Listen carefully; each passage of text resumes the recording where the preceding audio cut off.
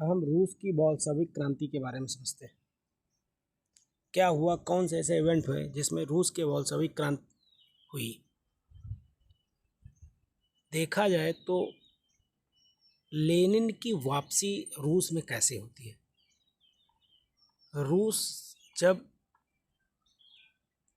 Lenin पहुंचते हैं तो वो मात्र 6 से 7 साल ही वहाँ रह पाते हैं, उसके बाद उनकी डेथ हो जाती है। उसी दौरान उन्होंने रूस के अंदर एक आमूल परिवर्तन ला दिया, बहुत बड़ा परिवर्तन ला दिया। लेनिन 1717 ईस्वी में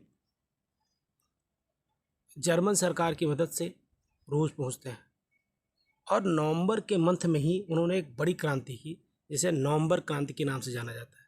इसमें हुआ क्या कि कामगारों की एक सरकार स्थापित की जाती है और जो सरकार चली आ रही थी उसको हटा दिया जाता है। लेकिन 1924 आते आते लेनिन की मृत्यु हो जाती है। इन 7 सालों में उसने एक बहुत बड़ा परिवर्तन किया।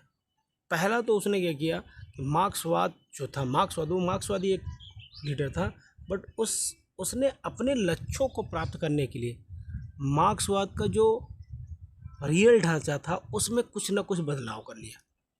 मतलब वो रिजिड नहीं रहा मार्क्सवाद के थॉट्स पे, वो अपने लक्ष्य को प्राप्त करने के लिए उसमें बदलाव करता रहा।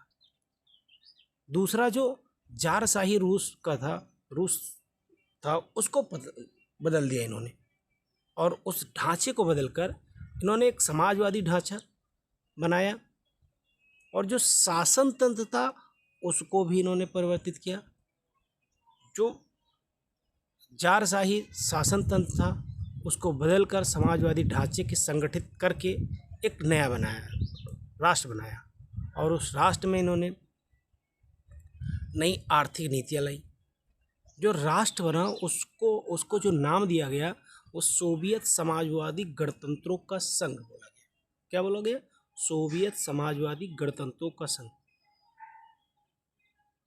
और इन बिंदुओं को देखा जाए, इन सारे बिंदुओं को देखा जाए तो ऐसा प्रतीत होता है कि जो ये 3, 4, 5 स्टेप लिए गए थे लेनिन के द्वारा, वो एक नए समाजवादी देश के निर्माण के लिए बहुत जरूरी थे। धन्यवाद।